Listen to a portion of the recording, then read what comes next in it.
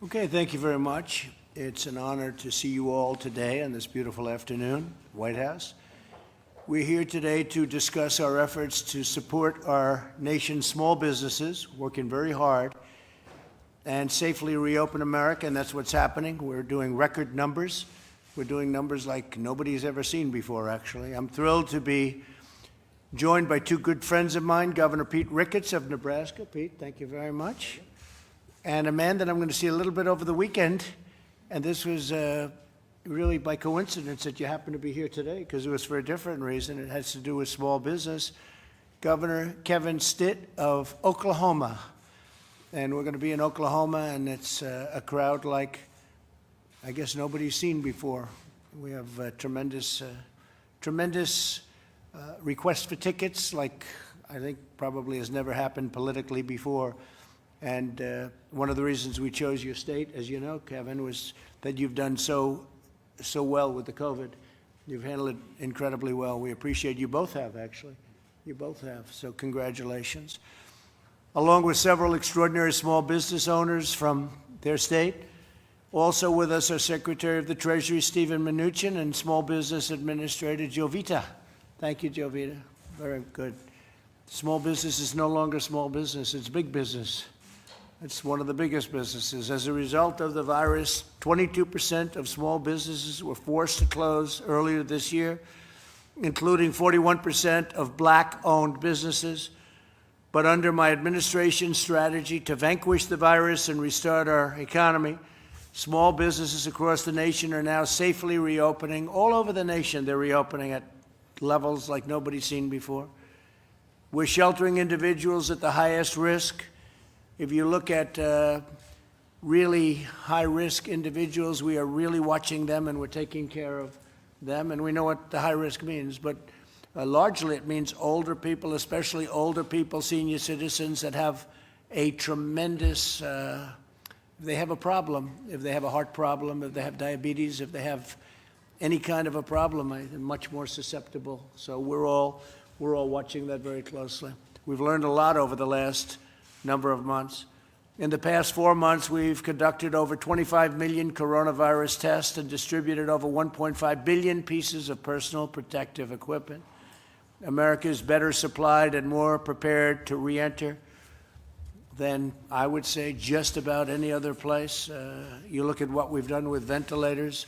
We're now making thousands a week of ventilators, very big, expensive, complex equipment, and we're sending them to other countries, and we're all stocked up. Our country is totally stocked up. Everybody has their ventilators that maximum they can use, but we are sending them to other countries. The nice part, and I say it a lot because I think it's pretty amazing, when we came here, you had very few ventilators in this country, and by the time we started, not one person that needed a ventilator didn't get it. So everybody that needed a ventilator got a ventilator. There wasn't one instance anywhere in our country, and we stocked up those shelves. The cupboard was empty, and we filled up the cupboards. In the past 4 months, tremendous things have happened, but I think probably the biggest thing of all is the knowledge that we've gained of this disease, of this plague, of this virus, call it what you want, to help small businesses survive the shutdown.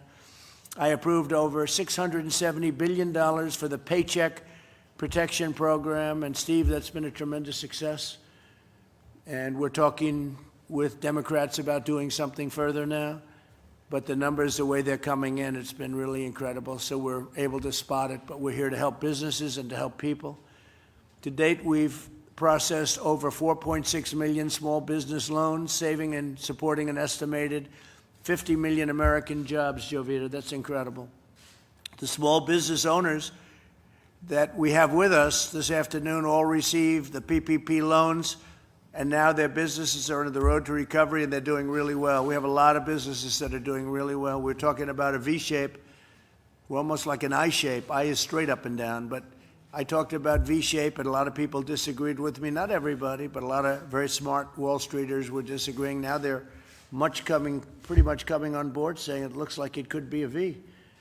So a V is the thing we were shooting for, and it looks like that's what we've got. I want to thank our people and my representatives for their decisive actions. And last month, we added a record 2.5 million jobs. It's the highest in the history of our country in 1 month. That's the highest number of jobs, 2.5 million. The Dow rose above 26,000 points, and we saw the largest surge in retail sales ever recorded. Next year is shaping up to be one of the greatest years in the history of our country from an economic standpoint. I truly believe that. I think we're going to have a great third quarter. We're going to have a great fourth quarter, and next year is going to be a phenomenal year. I believe that NASDAQ actually set the record. During a pandemic, NASDAQ just they broke their record, Larry. Is that a correct statement? So it was higher than even before. It's an amazing achievement. After I was elected president, our country added more than 7 million jobs, 12,000 factories, and trillions of dollars of wealth. We created nearly 9,000 opportunity zones, and African American, Asian American, and Hispanic American unemployment and poverty reached all-time lows. We had the greatest employment numbers we've ever had, and then we had to turn it off. We saved millions of people by doing it. We did the right thing, and now we're turning it back on, and the numbers are going up much, much faster than anybody would have thought. And it's a great honor to see it. And these two governors, by the way, have done a fantastic job. Two very extraordinary men, Nebraska and Oklahoma. We built the strongest economy the world has ever seen before the virus, and together we're doing it again. So we did it before the virus, we had to turn it off, and now we're doing it again, and that's what's happening. So now I'd like to, maybe we'll start off with Governor Ricketts, and then we'll get to my friend over here. I'll be seeing so much of you in the next couple of days. I'll take you second. Okay, thank you very much. Please. Well, thank you very much, Mr. President, and to all of your team here. We really appreciate your effort, your leadership, and that of your teams to be able to help us through this pandemic and really give us the tools to be able to manage it. The PPP program you mentioned has been tremendously successful in Nebraska because of the great relationships our community bankers have with our small businesses. We were able to take advantage of that and really cover over 80% of our payroll. So it really was a fantastic way to be able to keep people working. We had the third lowest unemployment rate in April, and we want to keep people in their jobs. We really appreciate all the work you're doing. And we've, you may recall we were one of the few states that didn't issue a stay-at-home order or a shelter-in-place order. What we did is try to take common steps and ask people to take responsibility, to be able to follow the directives that you all were putting out with regard to avoiding large groups, washing their hands, that sort of thing, and making sure they keep 6 feet in distance in public, that sort of thing. And by doing that and targeting specific higher risk businesses that we asked to shut down for a shorter period of time, we were able to stem the tide of the virus. We've actually got the lowest hospitalizations in our state right now we had since the end of April. So it's got a nice bell-shaped curve where it went up and now it's come back down. Our cases are steady and flat, and now we're just really in the mode of managing this. You put the 10-person rule in place in mid-March, and that bought us the time to be able to strengthen our contact tracing, our testing, our PPE, our quarantine space, put plans in place to help at-risk populations, and put our rules in place. And that's what gave us the opportunity to be able to manage it. So we really appreciate all that you've done, Mr. President. Thank you. Well, you've done great, and thank you very much. And how did you do with your floods? Because you had tremendous floods. We're still actually recovering from the floods from last year. So we got kind of the double whammy. Agriculture in particular has really taken a heavy hit between what happened then, last year with the flooding, and then the pandemic this year. But again, your administration has been helpful. The Phase 1 China deal, for example, gives us a great mark to be able to sell things. So we really appreciate all that you're doing to help us recover through these terrible tragedies. And they are buying a lot, aren't they? They are, and that helps. That makes such a difference, Mr. President. I can't tell you. When people aren't driving, they're not using ethanol, right? Because that gets blended into our fuel supply.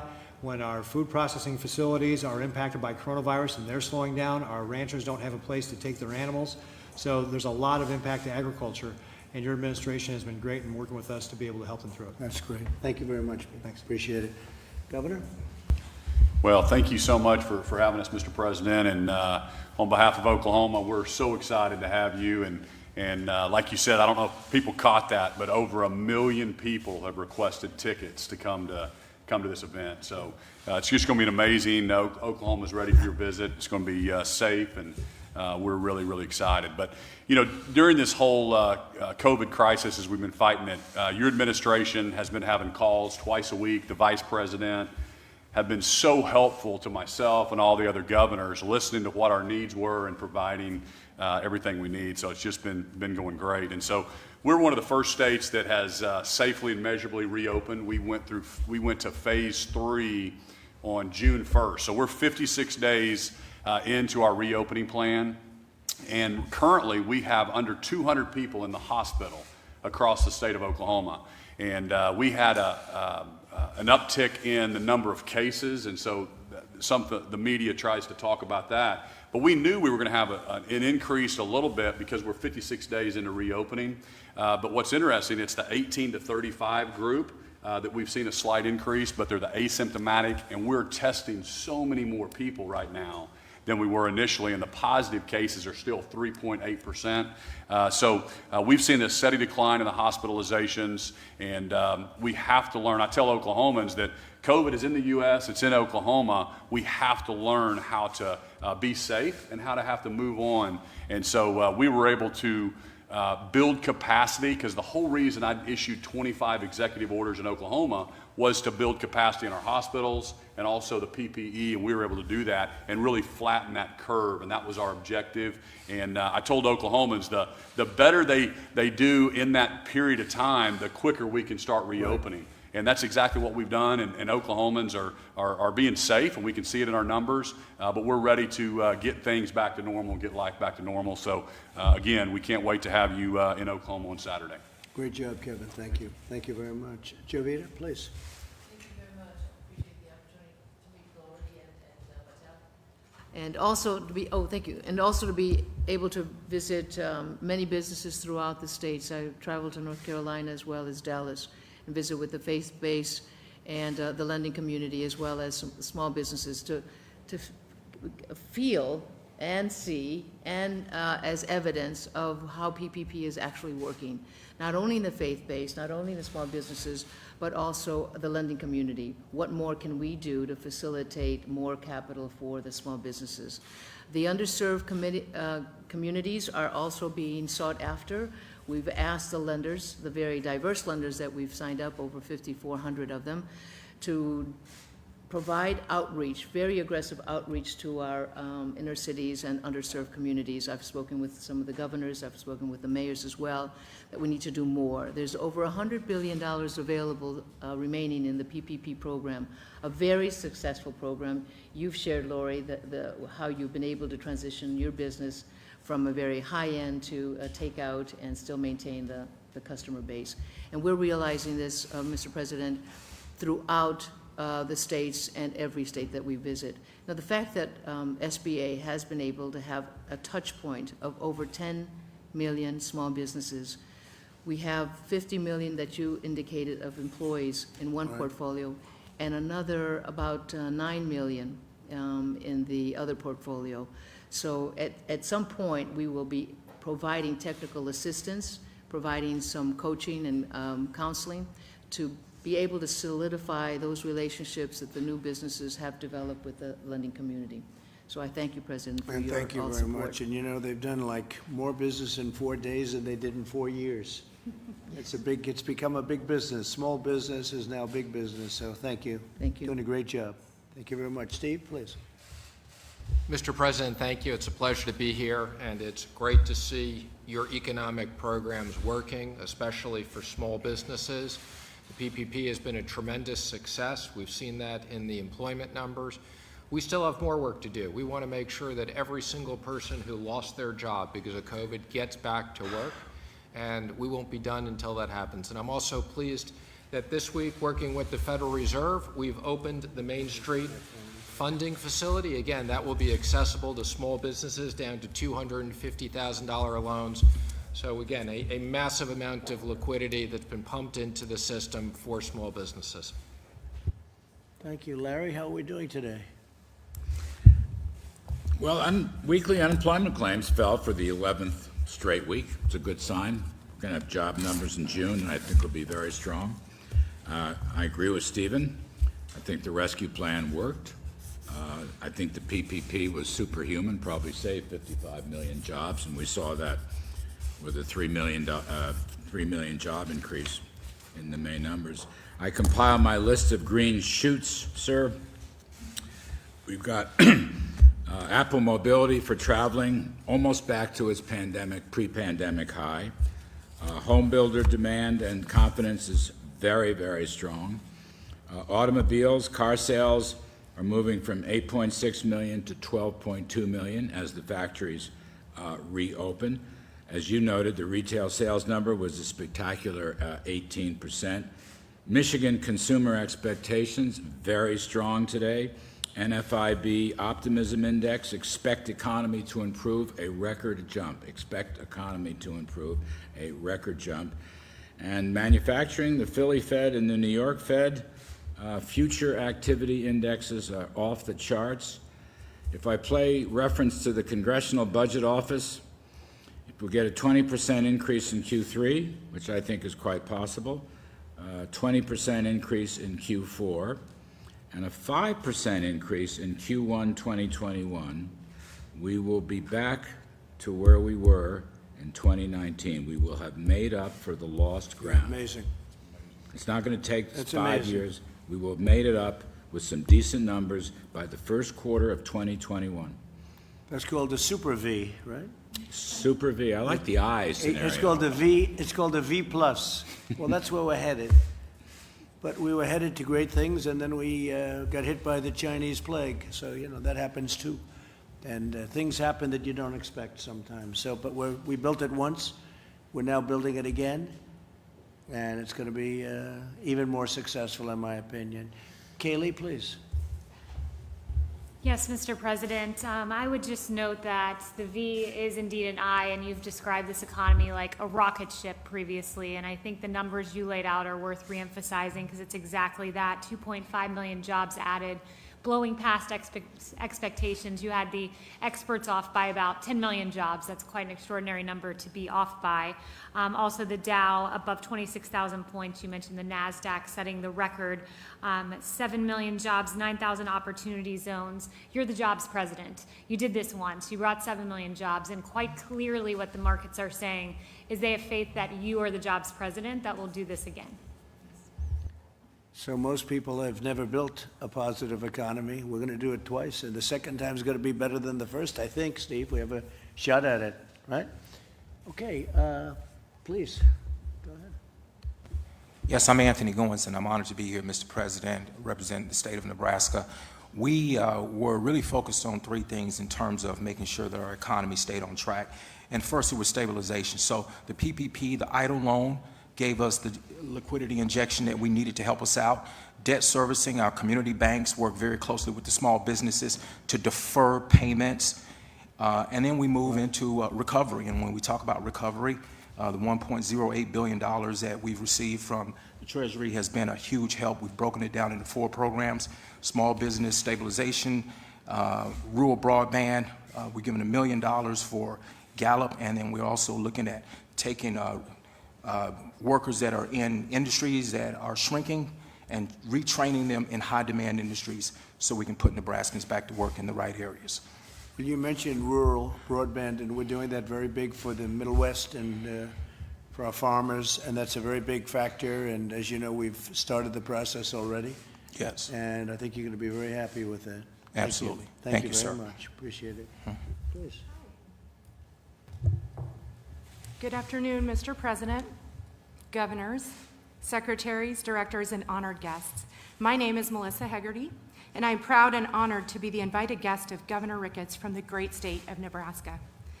I am a wife and mother to 2 young daughters, ages 9 and 11, as well as the co-owner of 4 bakeries in Nebraska and Iowa. We've been in business for 10 years and have approximately 92 employees. Early on in COVID-19, we decided not to lay off any employees, rather ask the ones that live at home with their parents to scale back on some of their hours if they can. By doing that, it would give the other employees that needed their shifts to be able to cover their rent and other expenses an opportunity to keep their hours. Most of our employees are in their early 20s, with no families to fall back on, so it was critical for us to take care of them any way we could. It was an important decision for the federal government to allow each state's governor to decide how to formulate their own plan of how to close and in turn reopen their state. Fortunately, my businesses in both Nebraska and Iowa were able to continue to serve our guests inside the bakery while practicing social distancing, sanitizing between guests, all while everyone wears a mask. We had several terrible weeks of sales leading into Easter. It was easily the scariest time of my life as a business owner, not knowing what would happen next. We did apply for and receive Paycheck Protection Program funds through our small locally owned bank who we've had a strong relationship with since we started back in 2010. That program has been helpful for us to continue to meet our fiduciary obligations in terms of promises to our staff, as well as paying our monthly bills. As the virus continued past Easter, we were able to increase our delivery business while adding a new service for our guests, curbside pickup. But with curbside pickup, it did come with some challenges. So increased labor would be probably the biggest effect on our bottom line. Additional employees have been added to answer the phones, and runners are needed to take orders out to the guests waiting in their car. By mid-May, sales were picking up, and we did have our best Mother's Day ever, seeing double-digit growth over last year's weekly sales. So my Nebraska bakeries have now entered phase 3, starting this upcoming Monday, of Governor Ricketts' directed health measures. We anticipate our guests' desire to celebrate all of the life's events they missed over the past 3 months. New babies, birthdays, anniversaries, retirements, with our ultimate hope that it will transfer into a much busier summer than we normally would have. I want to thank you for inviting me to be a part of this important discussion. Thank you very I'm much. honored. Great job. Thank you very much. Thanks. Please. Thank you, Mr. President. I am honored. Thank you. I'll start over. Thank you, Mr. President. I am honored to be here representing small independent restaurant industry and the great state of Oklahoma. Thank you for inviting me. I am a small independent restaurant owner. I own and operate Stella Modern Italian Cuisine in Oklahoma City. My restaurant celebrated 10 years in business in April. Prior to COVID-19, I employed 30 people in the restaurant. When restaurants were closed for inside dining, I was forced to furlough some very dedicated and loyal employees for the first time ever. Since I did receive the PPP financial assistance, I was able to offer all of our staff their jobs back, and all but 3 returned. I want to thank you and Governor Stitt for working so hard for our economy and helping us reopen in a responsible and systematic way.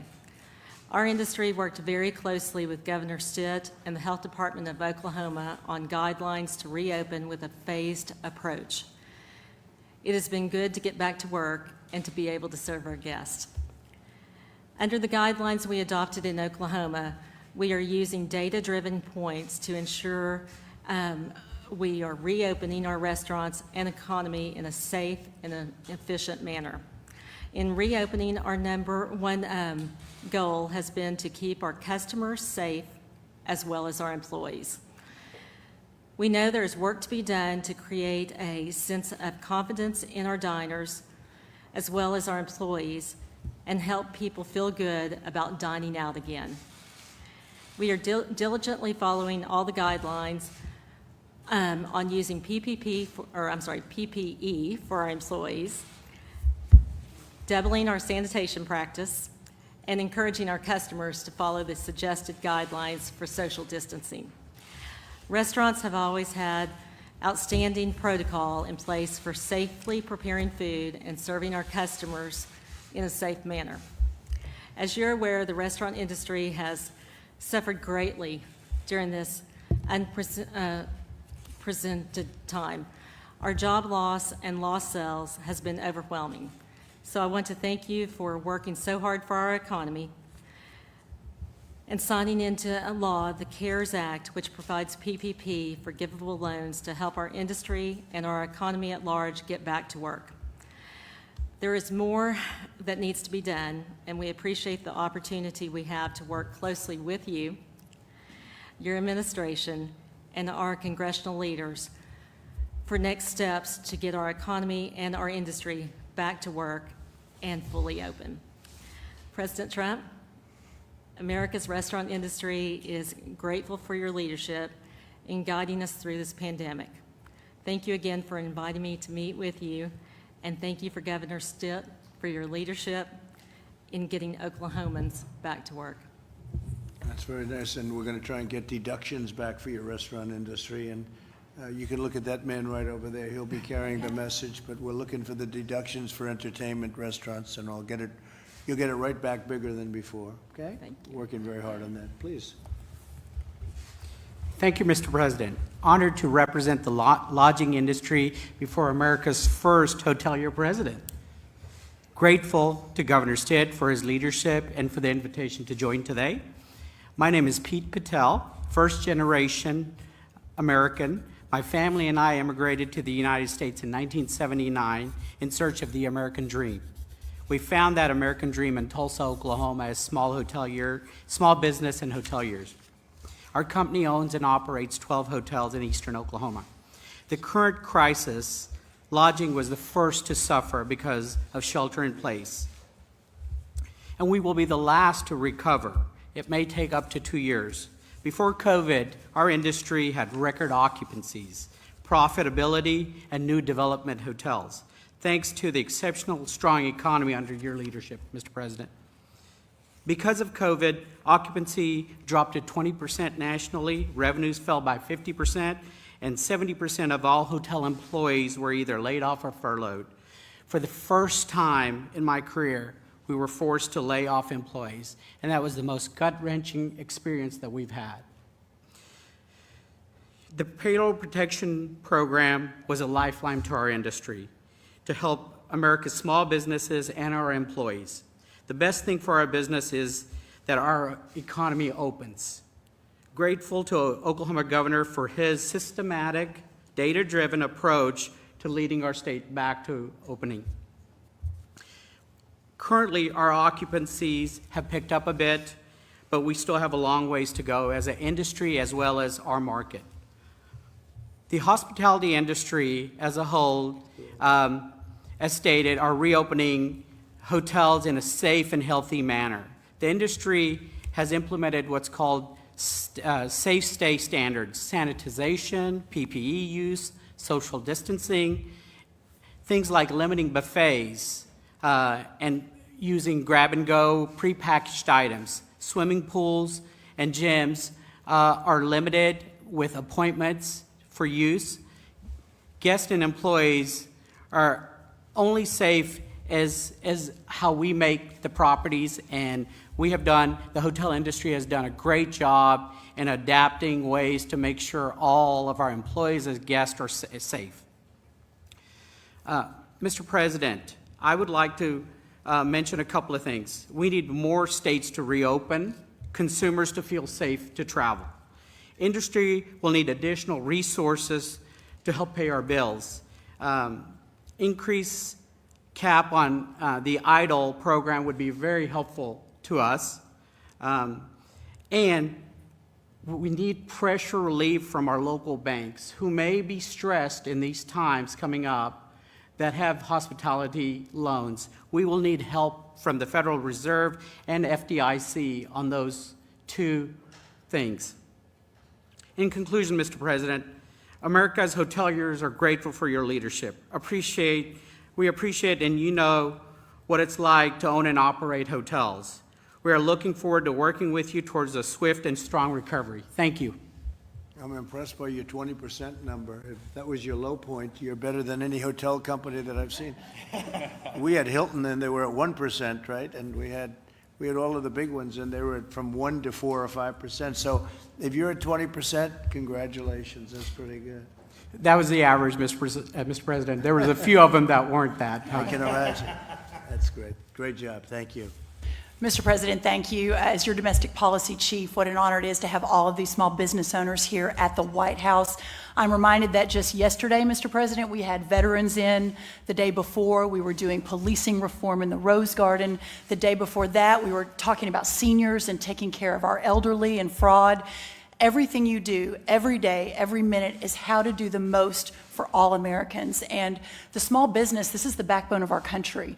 I'm from a town of 1,200 people, Glen Rose, Texas, an hour south of Dallas, raised by a single mom who had a flower shop on the main street of Glen Rose. Small business truly is the American dream at its very, very best. And the work that Secretary Mnuchin, that Administrator Carranza are doing for this country is extraordinary, but it's executing your vision. And so bringing today these small business owners to the White House, talking about how we're going to not just get this country back where we were just a couple months ago before the pandemic from China hit, but to even greater heights than ever before. It's just an honor to be here, and I want to welcome and thank everyone for coming to the White House, and thank you, Mr. President, for your leadership. Thank you for doing a great job.